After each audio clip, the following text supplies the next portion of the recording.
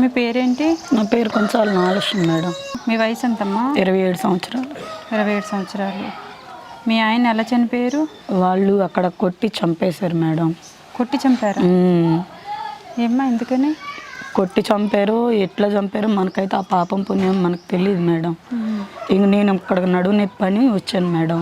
మన ఆంధ్ర వచ్చాను చూపించుకుందామని, వెంకటారామన్ అక్కడ చూపించుకుందామని వస్తే ఆ 10 రోజుల్లో ఏం గొడవ జరిగిందో జరిగింది. ఇంకా 10 రోజుల కల్లా మా ఆయన తిరిగి రాలేదు. శుక్రవారం రోజు నైటు మా మామయ్య వచ్చి ఇట్లా బావ చచ్చిపోయాడు రా అది ఇది అని చెప్పాడు. బావ చచ్చిపోవటం ఏంది అని నేను మా అమ్మ కుప్పగూలిపోయాం మేడం.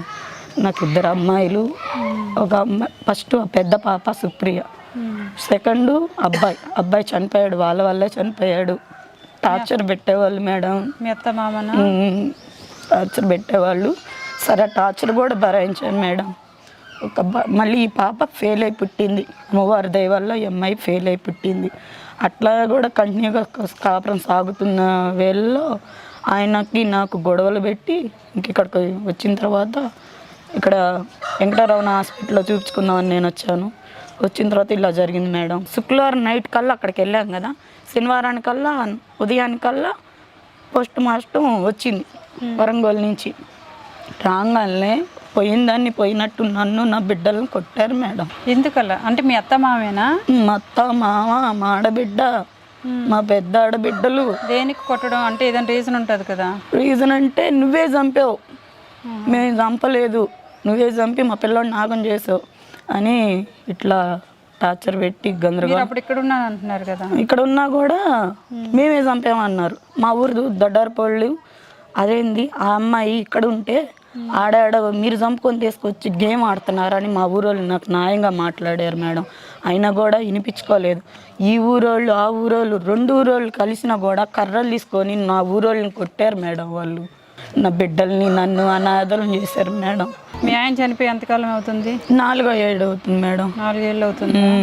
అసలు ఆయన చనిపోయినప్పుడు మిమ్మల్ని కొట్టే అంత పరిస్థితికి, అంటే ఇంట్లో శవం తీసిన తర్వాత మిమ్మల్ని ఎందుకు కొడతారు అనేది నాకు డౌట్. అది నాకు కూడా అర్థం కాలేదు మేడం. మా ఊరోళ్ళకి కూడా అర్థం కాలేదు. వాళ్ళే చంపుకొని వచ్చి గేమ్ ఆడారు మేడం. మా అమ్మకి టైరాయిడ్. వాళ్ళ కొడుకుని కూడా ఎందుకు చంపుతారమ్మా?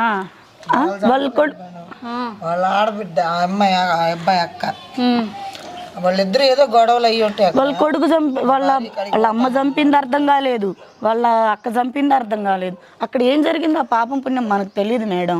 అక్కడ వాళ్ళు అన్నారు చంపారు, వాళ్ళే అక్క బావే ఉన్నారు. కానీ నా బిడ్డల్ని సరే నేను ఎట్టయితే అయిపోయాను మేడం. నా బిడ్డల్ని బాగా చూసుకుందాం అన్నంత పరిస్థితుల్లో మళ్ళీ ఇక్కడ బ్యాక్ సైడు ఆయన ఉన్నప్పుడే నొప్పి వచ్చిందని చెప్పాను కదా.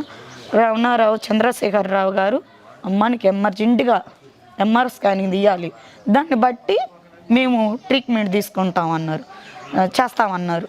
చేపిస్తే ఈ డిస్కులు అనేవి ఇక్కడ వెనకాల డిస్కులు ఉంటాయి కదా మేడం, అవి 2 జారిపోయినాయి అంట మేడం.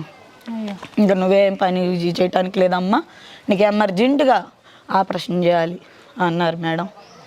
మా లాంటి వాళ్ళు మేము ఎమర్జెంట్గా ఆపరేషన్ చేయించుకుంటాం మేడం. చెప్పండి. ఆరోగ్యశ్రీలో చేయరమ్మా? ఆరోగ్యశ్రీలు అంటే కొంత మనం పెట్టుకోవాలంట మేడం. 30 ఏళ్ళు అవుతాయి అంట.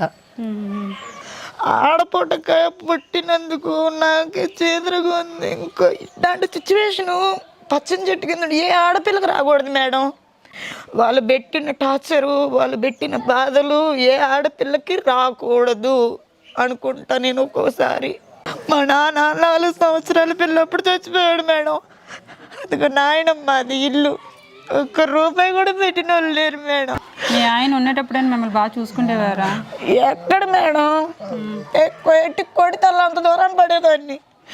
బెడ్ మంచాల మీద పెట్టి చేతులు పెట్టి కొట్టేవాడు, తాగుపోతాడు. వాళ్ళ అక్క బావ, వాళ్ళ బావ మాట వినేవాడు.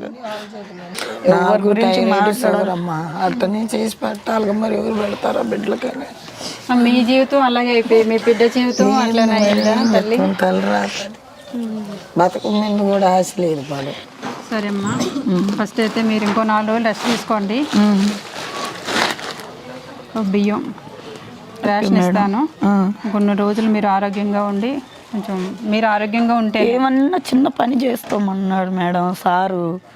ఏదన్నా ఊడ్చే పనో లేకపోతే ఏమన్నా. ఇక అలాంటివన్నీ అంటే మీరు పిల్లలు కనిపెట్టుకొని ఉండాలంటే ఈ ఊర్లలోనో ఇంకా పెద్ద మనుషుల ద్వారానే చూసుకోవాలి.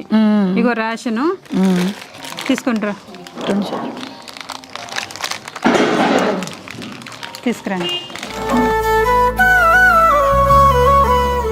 అమ్మా, తీసుకోండి చీర జాకెట్టు మమ్మీకి కూడా.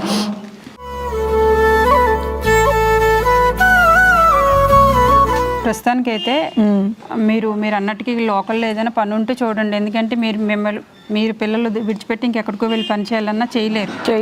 అంత హార్డ్ వర్క్ కూడా మీరు చేయలేరు. అప్పట్లో అవి చేయాలంటే చేయలేరు. అదే. సో పిల్లలు కనిపెట్టుకొని ఇక్కడ దగ్గరలో పెద్ద మనుషులతో మాట్లాడి లోకల్లో ఏదైనా పని ఉంటే చూసుకొని ఇక ఆరోగ్యం జాగ్రత్తగా కాపాడుకోండి. ఫస్ట్ ట్రీట్మెంట్ కొరకు అయితే నేను 10,000 రూపాయలు ఇస్తున్నాను. Thank you madam. మీరు ఆరోగ్యంగా ఉంటేనే పిల్లలు క్షేమంగా ఉంటారు. అవును మేడం. తండ్రి తోడు లేకపోయినా తల్లి తోడైనా వీళ్ళకి పెళ్ళిళ్ళు అయ్యేంత వరకైనా మీరు ఉండాలి కదా. సో ఆరోగ్యం కాపాడుకోండి. సరే అయితే నేను వెళ్ళొస్తానమ్మా. Thank you madam.